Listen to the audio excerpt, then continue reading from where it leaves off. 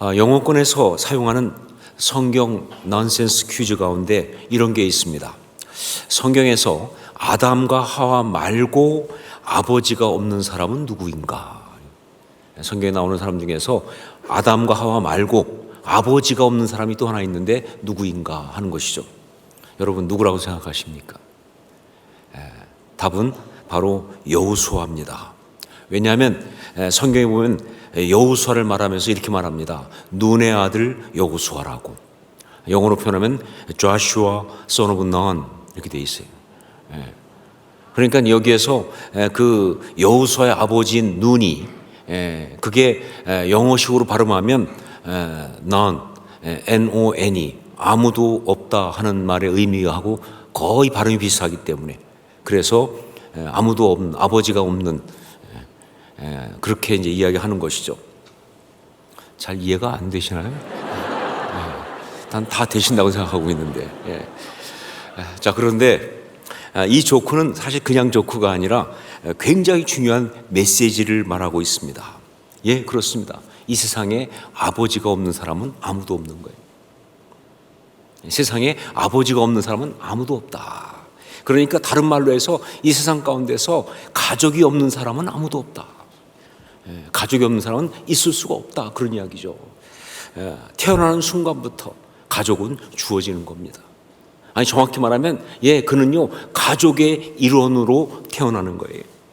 그리고 성장하면서 그 가족이 분화가 되는 겁니다. 성경에 보면 남자가 그 부모를 떠나 아내와 연합하여 둘이 한 몸이 될지를 하면서 마치 부모를 떠나는 것처럼 가족을 떠나는 것처럼 말하지만 그거는요 세포 분열과 비슷한 겁니다. 세포가 분열되면요 그 이전에 있던 세포와 단절되는 게 아니라 함께 더 큰 몸을 만드는 거잖아요. 그것처럼 이렇게 가족이 분화되는 것은요 더 큰 가족으로 성장하는 거예요. 그게 바로 인생이다 하는 것이죠. 요즘 우리 사회에 정말 심각한 문제는 뭐냐? 소위 1인 가구가 너무 많다는 거예요. 통계를 보니까 2021년 우리나라의 1인 가구 비율이 전체의 33.4%입니다. 자, 그런데 2005년도에는요, 그게 20%였어요. 근데 불과 16년 만에 이렇게 많이 늘어난 거예요. 자, 그런데 진짜 문제는 1인 가구, 즉 혼자 사는 사람이 많아지는 것이 진짜 문제가 아니라 정말 문제는 뭐냐? 가족에 대한 개념이 급격히 약해지고 있다는 게 이게 진짜 더 문제예요. 단지 그냥 혼자 사는 사람은 그런 사람들한테만 이게 문제가 되는 것이 아니라 같이 산다고 하지만 그 가운데 가족에 대한 개념이 굉장히 약화되고 있어요. 심지어 아예 없는 경우도 있어요. 같이 살지만 가족 개념이 없다고 말이에요. 이게 진짜 우리나라의 큰 문제다. 여러분, 가족은요 우리가 행복하게 살게 하기 위하여 하나님이 직접 만드신 최초의 축복이에요. 다시 말합니다. 가족은요 우리가 행복하게 살게 하기 위하여 하나님이 직접 만들어주신 최초의 축복이라고요. 사람이 혼자 사는 것이 좋지 아니하니 내가 그를 위하여 돕는 배필을 지으리라 하시면서 우리 하나님이 우리를 위하여 가장 먼저 행하신 일이 바로 이거거든요. 가족을 만들어 주신 거예요. 저는 지금 미혼인 사람들한테 그러니까 결혼을 해야 돼 라고 말하려고 하는 게 아닙니다. 몇 년 전에 보니까 명절이 돼서 고향에 가기 싫은 이유, 가면 자꾸 질문들을 해서 가기 싫다. 그게 두 가지 질문이 제일 짜증난다. 첫 번째가 결혼은 언제 할래? 그리고 또 하나는 직장은 어떻게 됐느냐. 그래서 정말 스트레스 받는데, 그런데 여기 예배 시간에 설교를 통해서 목사까지 그런 얘기 했어야 되겠습니까? 그래서 절대 그 얘기 하려고 하는 거 아니에요. 전 그것보다는요 가족에 대한 개념을 다시 한번 성경적으로 세우자, 이 얘기를 하고 싶은 거예요. 부부간의 문제가 아니죠. 부모, 자식 간, 형제, 자매, 조부모 할 거 없이 가족은 얼마나 많습니까? 가족에 대한 개념을 다시 한번 성경적으로 세우자, 이 얘기를 하고 싶은 거예요. 이건 혼자 사는 사람들한테 해당되는 문제가 아닙니다. 같이 살고 있다고 하지만, 가족이 있다고 하지만, 그러나 그 가운데서 가족에 대한 성경적 개념이 없는 모든 사람에게 해당되는 오히려 더 중요한 그러한 말씀이 되는 것이죠. 자, 우선 알아야 될 것, 가족에 대한 성경적인 개념을 세우기 위해서 먼저 알아야 될 것이 뭐냐? 가족은 나의 부르심이다 라는 사실입니다. 가족은 나의 부르심이다. 우리가 부르심을 입은 자들이라고 한다면 우리를 향한 우리 하나님의 그 부르심 가운데 가장 중요한 게 가족이에요. 우리를 향한 그 부르심 가운데 가장 중요한 게 가족이에요. 우리는 태어나는 순간부터 가족을 이루라고 하는, 가족을 세우라고 하는 그 부르심을 받고 태어나는 것이다, 그런 이야기죠. 가족은 우리의 부르심입니다. 가족을 이루고 가족을 세우고 가족을 섬기는 것, 이것은 우리가 해야 될 가장 중요한 사명이다, 그런 이야기죠. 제가 보수적이고 혹은 봉건적이어서 이렇게 말하는 거 아닙니다. 이게 바로 성경적인 것이기 때문에 이렇게 말씀드리는 거예요. 이게 하나님의 말씀이기 때문에 말씀드리는 거예요. 우리 하나님이 우리에게 주신 우리의 삶을 아름답고 행복하게 살게 하기 위한 그 바로 최고의 처방이 이거기 때문에 말씀드리는 거예요. 자, 그러면 어떻게 해야 가족이라는 이 부르심을 잘 감당할 수 있을까요? 우리가 이 가족이라는 게 우리 부르심인데 어떻게 해야 이 가족이라는 부르심을 잘 감당할 수 있을까? 그 답을 이사야 5장 포도원의 노래가 주고 있습니다. 이사야 5장에 나오는 포도원의 노래가 그 답을 주고 있어요. 제가 미국에서 목회를 시작하고 몇 년 있다가 2000년도에 첫 번 안식년을 하와이 코나에 가서 DTS를 받는 것으로 가졌습니다. 그런데 그 2000년도에 DTS를 받은 거는요, 저의 삶에서 정말 가장 중요한 모멘텀 중에 하나예요.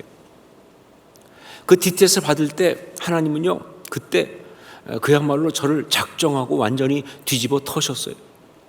그러니까 제 안에 있는 상황을 꺼내는 정도가 아니라 왜 가방 뒤집어 털듯이 완전히 그냥 털었어요. 이게 부르심이란 면에서 이 목회자라고 하는 이 부르심 때문에 가족이란 부르심이 완전히 뒤로 밀려버린 그런 아주 왜곡된 상황이 저한테 있었다, 그 말이에요. 근데 그렇지 않다는 걸 제가 깨달은 거죠. 가족이 흔들리니까 나만 하는 게 없어요.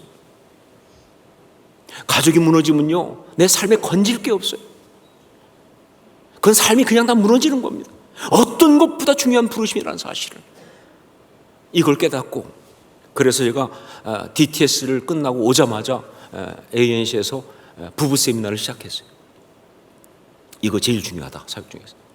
그때 그 부부 세미나를 시작하면서 부부 세미나 교재를 썼는데, 그때 그 교재 중에 마지막 부분이 부부의 꿈이라고 하는 챕터인데, 그 부부의 꿈, 그걸 쓰면서 그때 제가 성령의 감동으로 이사야 5장의 포도원의 노래를 묵상하게 됐어요. 포도원의 노래를 쭉 보는데 말이죠, 이건 저한테 이렇게 말씀하시더라고요. 내가 기름진 산에다가 돌을 제하고 극상품 포도나무를 심어서 그렇게 아름다운 가정을 너한테 주었는데, 그런데 들포도를 맺히면 어찌민고? 넌 왜 그렇게 불행하냐, 그 가운데서? 네가 행복하라고, 네가 아름답게 살라고 내가 준 건데 너는 왜 거기서 그렇게 힘들어하고 어려워하고 그러고 있느냐? 하나님의 정말 너무 속상하신 마음이 그대로 나오는 말씀이었어요. 전 정말 그걸 보면서 하나님 앞에서 너무 많이 회개하고, 이게 이 포도원의 노래가 다른 어떤 것보다 가족을 향한 그런 말씀이라는 것을 너무 강하게 깨달았습니다. 바로 그래서 오늘 우리가 이 포도원의 노래를 보면서 우리가 어떻게 가족이라는 이 부르심을 온전히 감당하는 축복을 받을 수 있을까, 이걸 묵상하려고 합니다. 이 포도원의 노래 그게 나와 있거든요. 우리가 어떻게 이 가족이라는 이 부르심을 온전히 감당하는 축복을 받을 것인가, 그 답을 여기에서 우리가 얻기를 원하는 거예요. 첫 번째 뭐냐? 가족을 주신 하나님을 전적으로 신뢰하십시오 하는 겁니다. 가족을 주신 하나님을 전적으로 신뢰하십시오. 우리 1절 2절 말씀을 함께 읽겠습니다. 1절 2절 같이 읽습니다. 나는 내가 사랑하는 자를 위하여 노래하되 내가 사랑하는 자의 포도원을 노래하리라. 내가 사랑하는 자에게 포도원이 있음이여 심히 기름진 산에로다. 땅을 파서 돌을 제하고 극상품 포도나무를 심었도다. 그 중에 망대를 세웠고 또 그 안에 술틀을 팠도다. 좋은 포도 맺기를 바랐더니 들포도를 맺혔도다. 하나님 말씀하셨습니다. 내가 너를 위하여 가장 기름진 산에 완벽한 땅을 만들어서 거기에 극상품 포도나무를 심었다고. 이게 가족이라고. 이게 바로 내가 내게 준 가족이라고. 예, 그렇습니다. 가족은 그게 가족이다. 하나님이 나에게 가장 좋은 것으로, 가장 아름다운 것으로 그렇게 주신 것입니다. 이게 분명한 말씀이에요. 자, 그런데 아마 여러분 가운데 어떤 분들은 이 말에 동의 못하는 분이 있을 수도 있습니다. 아무리 그래도 나는 아닌 것 같아요. 자신의 가족을 보면서 극상품 포도나무는커녕 정말 너무 원망스럽고, 심지어 어떤 경우는 정말 수치스럽기까지 한 그런 마음이 내 안에 가득합니다. 이런 사람이 여기 있을 수가 있어요. 아마 이 중에 많은 사람들은, 어떤 사람들은요, 정말 이 가족을 보면서 하나님 앞에, 하나님 왜 하필이면 나한테? 라고 그렇게 기도한 사람이 있을 거예요. 하나님께 원망하고 하나님께 따지고 그런 기도 해봤던 사람이 있을 수 있다, 그 말이에요. 그런데 여러분, 아니에요. 아무리 그래도요, 가족은 우리 하나님이 심히 기름진 산에 심으신 극상품 포도나무가 맞습니다. 이걸 믿으셔야 돼요. 이 하나님을 신뢰하셔야 돼요. 이 하나님의 은혜를 신뢰하는 게 정말 중요한 것이다. 이게 바로 가족을 그 부르심으로 받은 사람이 해야 될 첫 번째예요. 하나님을 신뢰하는 것. 제가 결혼 예배 설교를 하면서 많이 얘기하는 것 중에 하나가 3대 불가입니다. 3대 불가. 결혼하면서 배우자에 대해서 3대 불가. 첫째, 판단 불가. 두 번째, 평가 불가. 세 번째는 비교 불가. 이 3대 불가가 절대적이에요. 예, 그렇죠. 가족은 우리 하나님이 주신 것이기 때문에 내가 판단하고, 내가 평가하고, 그리고 다른 사람과 비교할 수 있는 것이 절대로 아닙니다. 절대로 아니에요. 그냥 믿음으로 받아야 돼. 그리고 사랑하고 섬겨야 되는 거예요. 여러분, 그래야 내가 행복한 거예요. 그래야. 아니면 절대 행복할 수가 없어요. 가족과 갈등하면서 어떻게 행복합니까? 가족에 대해서 정말 원망이 있으면서 어떻게 행복하게 살 수 있냐, 그 말이에요. 여러분, 그러면 결국 뭐예요? 그렇게 되는 것은 사도 바울에게 주님이 주신 말씀 그대로 가시채를 뒷발질하기가 내게 고생이라, 그런 인생이라니까요. 물론 뭐 어떤 사람들은 정말 뭐 힘들고 어려우니까 그래서 아니요, 그렇게 어리석은 짓 하지 마세요. 아니에요, 그렇지 않습니다. 혹시 여러분 가운데서 가족에 대해서 이런저런 이유로 부정적인 그런 마음을 가지고 있다면 우선 그 마음부터 바꾸셔야 돼요.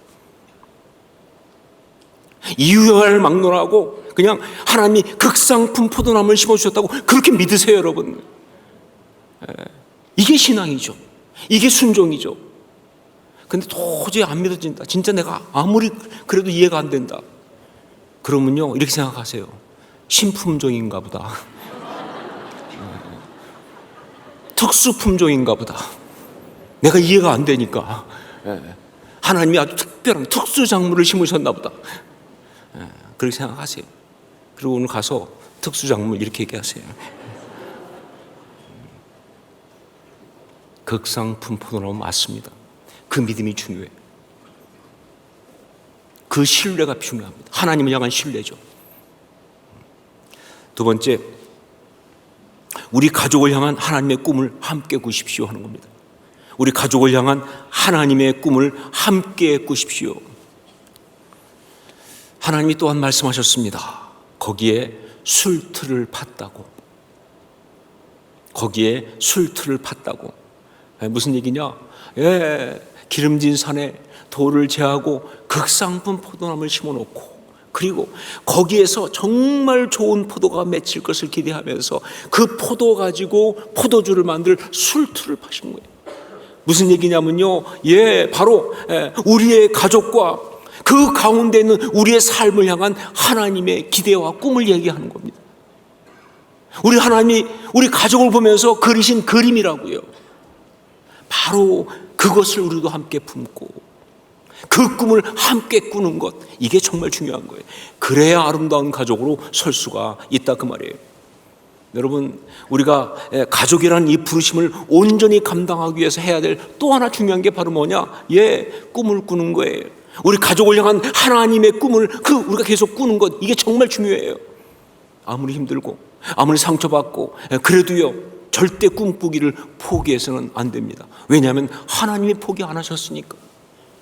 하나님 포기 안 하셨는데 내가 뭐 포기하는 건 그건 신앙이 아니죠. 그게 타락이죠. 가족에게 우리가 할 수 있는 최고의 사역은요, 최고의 축복은요, 계속 꿈을 꾸어주는 거예요. 계속 기대해 주는 것입니다. 상황이 아니어도 계속 꿈을 꾸고 기대하는 것이 정말 그게 최고의 미니스트리예요. 자기의 욕심을 투사하는 그런 기대가 아니고, 많은 경우 부모가 자녀들한테 자기의 욕심을 투사하는 기대를 하는 것 때문에 자녀들이 그렇게 힘들고 어려운 거 아니에요. 그건 사람 망가뜨리는 거예요. 근데 그게 아니고 하나님의 꿈을 꾸는 거예요. 하나님의 기대로 나가는 거예요. 그거는요, 절대로 그를 힘들게 하지 않습니다.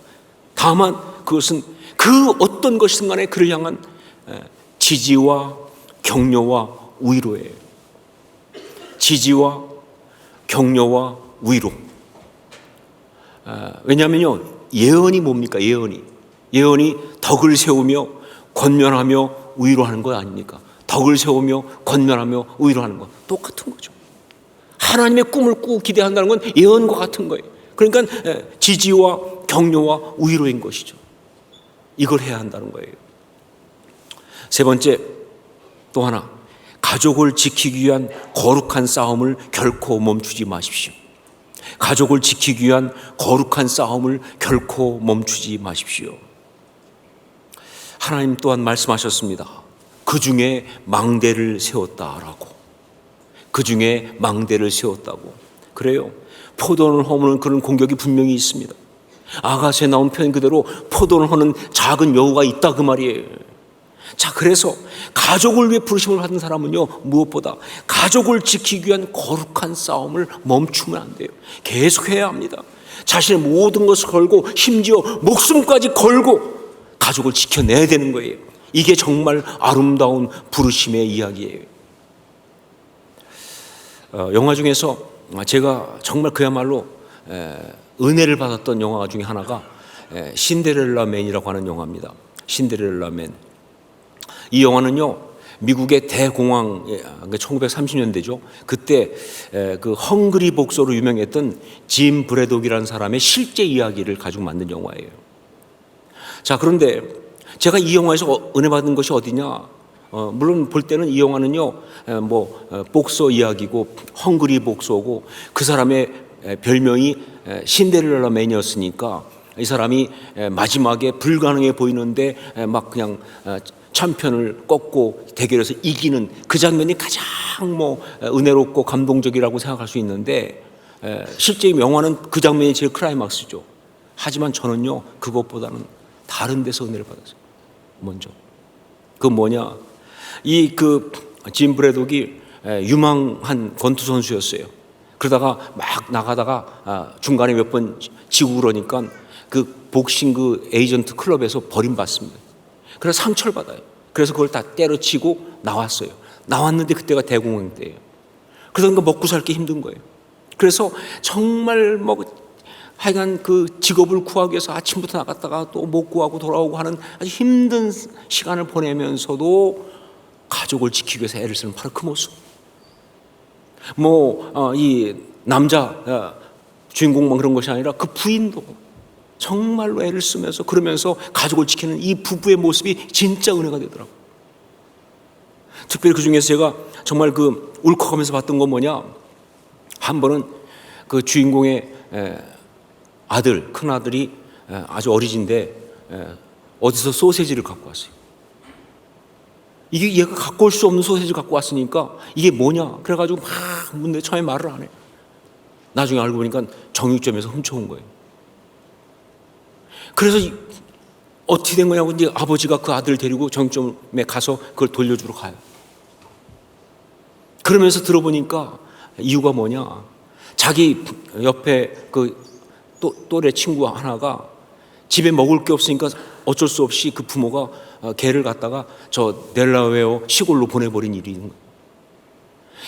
우리 집에 먹을 게 없으면 자기도 가족을 떠나서 멀리 보내질까 봐 그게 겁이 나서 그래서 소세지를 훔쳤다는 거예요. 그때 그 주인공이 얘기합니다. 아들한테 어떤 경우에도 도둑질은 안 된다. 절대 도둑질을 해서는 안 되는 거다. 그리고 내가 너한테 약속한다. 나는 절대 너를 갖다 보내지 않을 거다. 내가 절대 너를 갖다 보내지 않을 테니까 걱정하지 마라. 약속을 한 거예요. 그런데 그리고 얼마 뒤에 뭐 그냥 어려우니까 뭐 전기도 끊기고 그다음에 뭐 연료도 없으니까 막 그러다 보니까 애들이 막 폐렴에 걸리고 그러는 상황이 온 거예요. 그래서 밖에 나갔다가 와 보니까 애들이 없어요. 보니까 그 아내가 애들이 너무 힘든 환경에 있으니까 폐렴에 걸리고 그러니까 어쩔 수 없이 친척 집에 보낸 거예요. 그때 그 아버지가 막 절규하듯이 울어요. 그러면서 가족을 잃어버리면 난 도대체 뭐가 남냐고. 우리가 지켜야 되는데. 그러니까 그 부인도 거기서 얘기해. 나도 지키고 싶던데 내 아이들을. 그래서 보낸 거다. 아니면 다 죽는데. 그래서 결국은 거기서, 왜냐면 아버지는 약속했잖아, 아들한테. 안 보내겠다고. 그래서 아이들을 찾아와야 되는데 그러려면 전기세부터 내야 돼. 전기세 낼 돈이 없어. 그래야지 전기가 들어오는데. 그래가지고 뭐 여러 가지를 해서 막 모으지만 부족한 거예요. 그래서 마지막에 이 주인공이 진짜 죽기보다 가기 싫은 바로 복싱 클럽을 갑니다. 가서 사람들이 앞에 가가지고 그 가운데 서서 모자를 벗어들고 얘기합니다. 여러분이 아시겠지만 제가 다른 곳에 갈 데가 있었으면 여기 절대 안 왔다는 걸 아실 겁니다. 내 아이들을 데려와야 되는데 돈이 부족합니다. $18 34센트가 부족합니다. 도와주세요. 그런데 저는요, 그걸 보는 순간 정말 돈 좀 도와달라고 하는 구걸인데 그게 비굴하지 않더라고요. 그 모습이, 그건 비굴한 모습이 아니에요. 그건 위대한 모습이에요. 정말 그건 감동적인 모습이에요. 가족을 지키기 위해서, 약속을 지키기 위해서 자존심도 다 팔 수 있는 그 모습은 정말 위대한 거예요. 어떤 싸움보다 아름다운 그런 싸움이라는 걸 전 거기서 느꼈어요. 가족을 위하여 부르심을 입은 사람은 무엇보다 가족을 지켜야 합니다. 아무리 힘들고 어려워도 정말 자존심 상하고 자신의 모든 걸 다 잃어버리는 그런 위협이 있다 할지라도 가족은 지켜내야 되는 거예요. 이게 부르심이에요. 이게 아름다운 것입니다. 저는요, 저에게 성도들 가운데서 정말 어려움을 당하는 그런 성도들, 뭐 갑자기 원치 않는 질병이 왔다든가 어떤 그런 어려움을 겪었다든가 이런 그런 성도들 보면 정말 마음이 아파요. 그런데 그런 그들을 보면서 그런 그들을 위해 기도할 때 그때마다 마음이 아프지만 또 한편에서 너무 은혜 받는 것 중에 하나가 뭐냐, 그런 그들과 여전히 함께 있는 가족들을 볼 때, 그 옆자리를 지켜내는 그분들을 볼 때마다 너무 아름다워. 정말 감동스러워. 얼마나 힘들겠습니까, 옆에서. 그렇지만 버티고 계시더라고요. 예, 그게 하나님의 모습이죠. 하나님의 사람의 모습이죠. 그게 하나님의 사람의 아름다운 모습이죠. 이것이 바로 부르심이다. 가족, 우리의 부르심입니다.